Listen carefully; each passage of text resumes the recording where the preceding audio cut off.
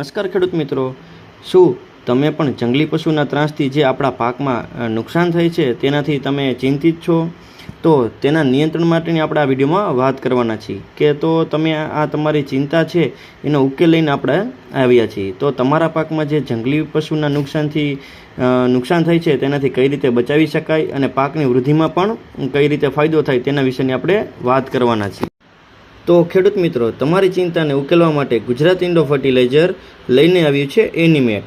તો આજે આપણા વિડીયોમાં વાત કરશું કે એનીમેટની વિશેષતા શું છે, એનીમેટ કેવી રીતે કામ કરે છે, એનીમેટનો ડોઝ શું હોય, એનીમેટ કયા કયા પાકમાં વાપરી શકાય અને એનીમેટથી કયા કયા લાભો થાય, તો તેની સંપૂર્ણ માહિતી આપણે આ વિડીયોમાં આપવાના છીએ. તો ખેડૂત મિત્રો, હવે વાત કરીએ એનીમેટની વિશેષતાઓ વિશે. તો કે સૌપ્રથમ એનીમેટ કડવા સ્વાદ સાથે અતિ દુર્ગંધ ધરાવે છે, જેનો ઉપયોગ કરવાથી પાકમાં નીલગાય એટલે કે રોજડા, રોજ, ભૂંડ, વાંદરા તથા કોઈ પણ પશુ સામે પાકને સુરક્ષા આપી શકાય છે. નેક્સ્ટ વાત કરીએ તો કે એનીમેટનું આયુષ્ય 3 વર્ષનું છે, કે એનીમેટ બન્યા પછી તેનો આપણે ઉપયોગ 3 વર્ષ સુધી કરી શકીએ છીએ.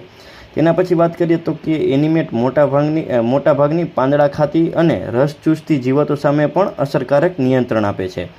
એનીમેટ રિપેલન્ટ, એન્ટીફિડન્ટ અને જીવાતના વિકાસની નિયંત્રક જેવી કાર્યપ્રણાલી ધરાવે છે.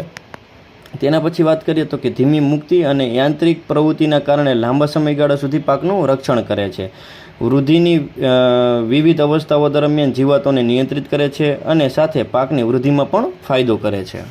તો ખેડૂત મિત્રો, હવે વાત કરીએ કે એનીમેટ કેવી રીતે કામ કરે છે. કે સૌ પ્રથમ રિપેલન્ટ. તો કે એનીમેટ પાકના પર્ણ એટલે કે પાન તથા બીજા ભાગો પર અસર કરે છે, જેથી નીલગાય એટલે કે રોજ, ભૂંડ, વાંદરા તથા બીજા પશુ પક્ષીને ખાવા માટે અનુકૂળ સ્વાદ ન હોવાથી પાકને નુકસાન થતું અટકે છે. પછી તો કે એન્ટીફિડન્ટ. તો કે એનીમેટ પાક ઉપર ઇન્દ્રિય સંબંધિત અવયવ તરફ કાર્ય કરશે, જે બાબતે નીલગાય એટલે કે રોજ, ભૂંડ, વાંદરા તથા બીજા પશુ પક્ષી માટે પાકને અનુકૂળ બનાવશે નહીં.